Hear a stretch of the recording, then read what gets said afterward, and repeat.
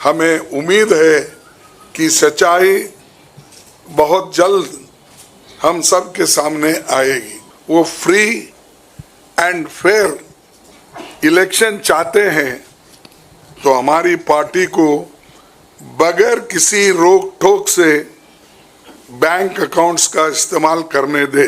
सारे bank account freeze कर दिए गए और जो इनकम टैक्स का क्लेम है वो अंततः कोर्ट के निर्णय के अनुसार सेटल हो जाएगा। राजनीतिक दल टैक्स नहीं देते, बीजेपी कभी इनकम टैक्स नहीं दी, लेकिन ये लागू सिर्फ कांग्रेस पे हो रहा है। कोई पॉलिटिकल पार्टी इनकम टैक्स के दायरे में नहीं आते, सच है ना? सेटल हो जाए। राजनीतिक दल नहीं आते, बीजेपी ने कभी नहीं दिया अकाउंट। इसके बाद भी अगर हमसे ये मांगा जा रहा है तो हम न्यायालय के अंतिम निर्णय का इंतजार कर रहे हैं, क्योंकि हम चाहते हैं कम से कम न्यायालय तो इस बात को देखे, कानून को देखे, रूल ऑफ लॉ और गवर्नेंस जो संविधान के तहत होता है उसके तरफ तो ध्यान दे दो।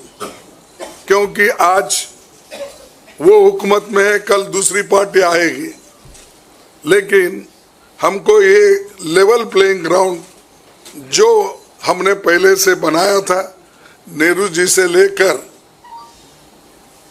हम 89 और बाकी के लोग भी, जब इवन वाजपेयी थे उस वक्त भी ऐसा नहीं था।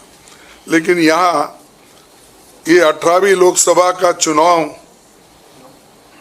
जो हो रहा है, इसमें हम सब देख रहे हैं, ये कुचल रहे हैं, सप्रेस कर रहे हैं और हमको चुनाव लड़ने के स्थिति में वो नहीं छोड़ना चाहते हैं और पैसे को तंग तबाह करके वो एक तरफा इलेक्शन कर लेना चाहते हैं।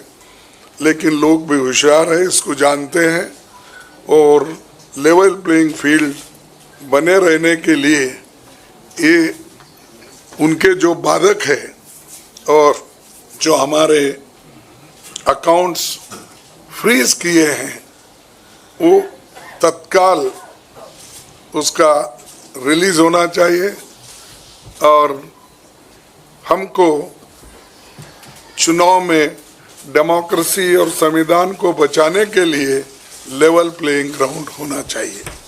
धन्यवाद। कांग्रेस पार्टी के सारे बैंक अकाउंट फ्रीज कर दिए गए। आप सोचिए, आप किसी परिवार के बैंक अकाउंट फ्रीज करिए, किसी व्यक्ति के बैंक अकाउंट फ्रीज करिए, किसी बिजनेस के बैंक अकाउंट फ्रीज करिए, किसी भी संस्था के बैंक अकाउंट फ्रीज करिए, होता क्या है? एकदम खत्म हो जाता है। अगर आपने किसी परिवार का बैंक अकाउंट फ्रीज कर दिया, भूखे मर जाते हैं। वो कांग्रेस पार्टी के साथ किया जा रहा है।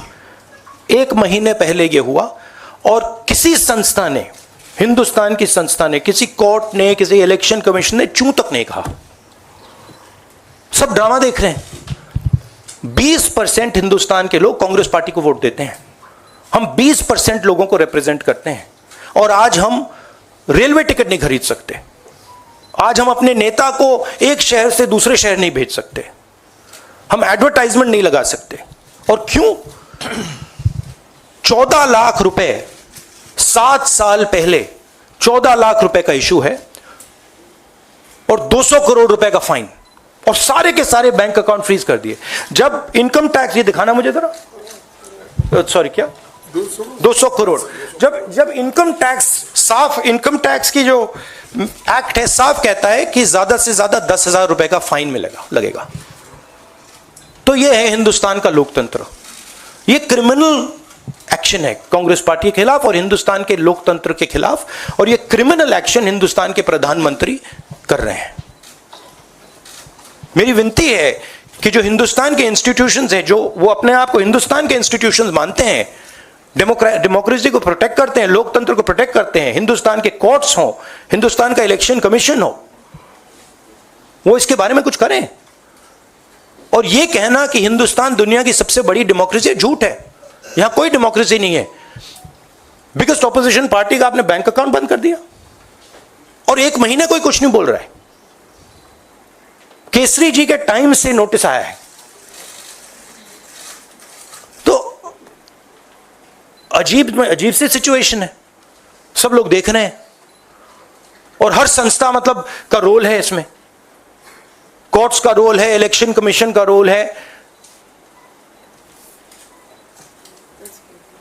धन्यवाद। शुक्रिया राहुल जी।